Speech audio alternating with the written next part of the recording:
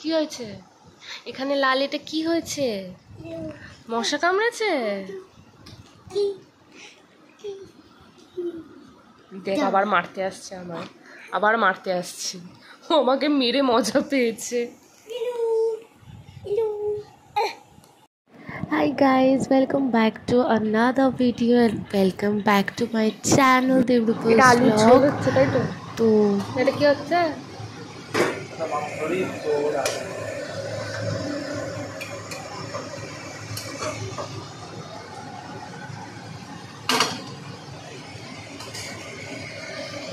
Chicken Chapri. বাহ, সুন্দর দেখতে হচ্ছে। সেন্টটা খাওয়ার পরে আমার নাকে তো সেন্টই যাচ্ছে না, নাকের সর্দিতে। সিদ্ধ হয়েছে।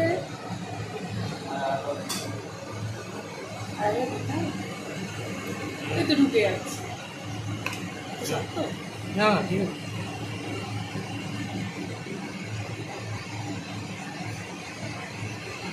আছে, ঠিক আছে। এবার কি বিরিয়ানি বসবো? বিরিয়ানি। হ্যাঁ,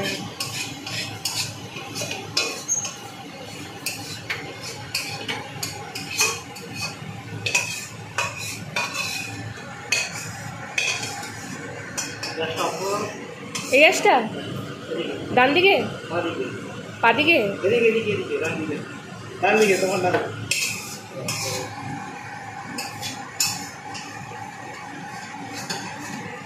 আলুর উপরে এটা কালো কালো তেজপাতা। আলুর উপরে এটা কালো কালো কি তেজপাতা?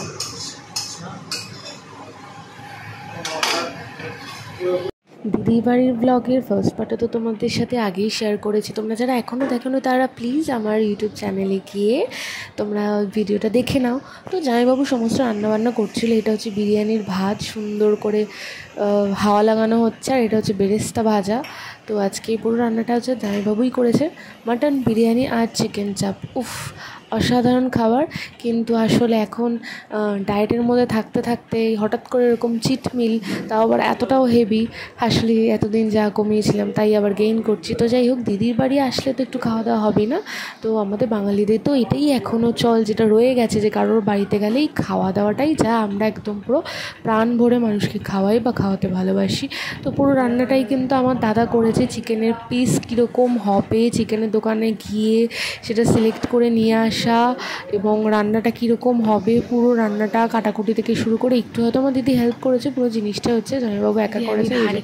বিরিয়ানি ঢাকনা খোলা হচ্ছে। সত্যি আমার জামাইবাবু অনেক, মানে জামাইবাবু বলি না, যদি আমি দাদা বলি, তো দাদা হচ্ছে প্রচণ্ড মানে রান্না করতে ভালোবাসে। তো এদিক থেকে দিদি পুরো নিশ্চিন্ত। যাই হোক, দাদা অনেকবারই আমাকে অনেক কিছু করে খাইয়েছে। আমার বাড়িতে এসেও দাদা অনেক কিছু আমাকে করে খাইয়েছে।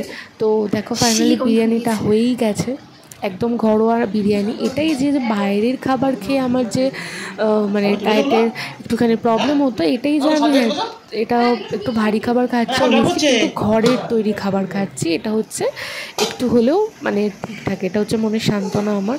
তো চলো এখন বিরিয়ানি পরিবেশন করছে আমার দাদা। বানানোটাও আমার দাদা করেছে, ইভেন পরিবেশন সবাইকে সমান সমান ভাগে সাজিয়ে দেওয়া সেটাও আমার দাদা করছে। আমার দাদা হচ্ছে একদম মানে ঘরো কাজে নিপুণ একজন ছেলে। হ্যাঁ, তো ভুল বলে থাকি প্লিজ ক্ষমা করে দিও। তো আসল কথাটা কি তোমরা জানলে কমেন্টে জানিও। তো এই যে এখন হাঁড়িতে হচ্ছে ভাত সাইড করে করে সবাইকে প্লেটে বেড়ে দিচ্ছে আমার দাদাই। তো একে একে আলু মাটন সবই পড়বে থালার মধ্যে। তো খাওয়ার সময় তোমাদেরকে আমি দেখাবো যে আমার পুরো থালাটা কীরকম দেখতে হয়েছিল। আর পাশে দাঁড়িয়ে দিদি হচ্ছে জাস্ট ইনস্ট্রাকশন দিচ্ছে। মাটনটার মধ্যে একটু ঝোল রাখলে মিশিয়ে দিলে সেই কালারটা আসতো। মাটনটা শুকনো হয়ে গেছিল না? কিসের জলটা দাওনি ভালো করে?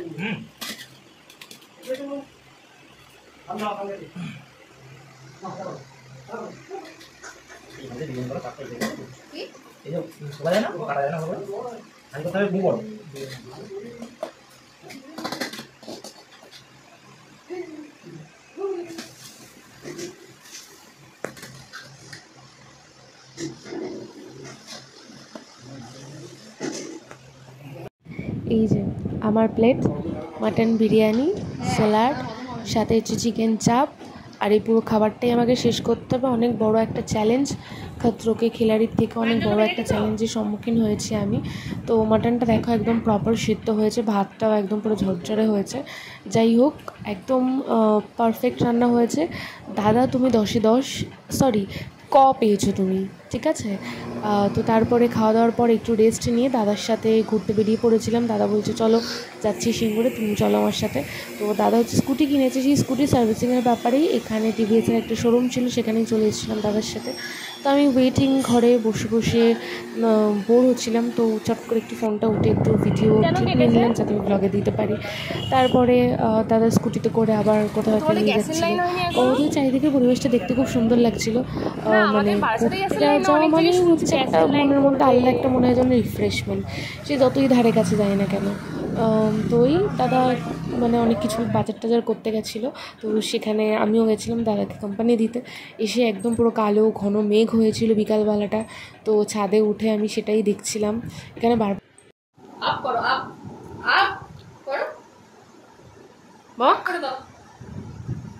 বক কি হয়েছে, তোমাকে চিনতে পারছিস না? এখনো চিনতে পারিসনি?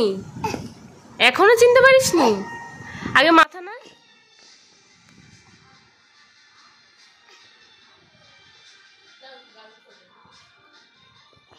এখনো ছিল। কি হয়েছে আমার আন্টিও দেখি কাকার উপর অপমান করে।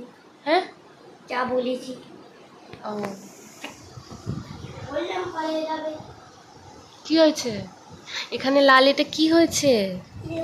মশা কামড়েছে? দেখ আবার মারতে আসছে, আবার মারতে আসছে। ও আমাকে মেরে মজা পেয়েছে। তুই আমাকে মেরে মজা পেয়েছিস চেনি? নাকি এরকম ঘুষি মার, ঘুষি হুজুম করে বল না, একদম এরকম করে ঘুষি মার। বল না আমি মারবো না। হ্যাঁ দে মামুকেও দাও, মামু মামুকেও দাও, মামু আছে। আইটা এটাও ইউটিউবে ছাড়বে। হ্যাঁ মারছিস কেন সবাইকে? ছেড়ে দে, কেঁদে দেবে থাক, ছেড়ে দে, কেঁদে দেবে। দেবে না আমার কাছে মুলো। ও লো একটু আদর করে দাও, একটু আদর করে দাও মায়, আদর করে দাও, একটু আদর করে দাও, আদর করে দাও। হ্যাঁ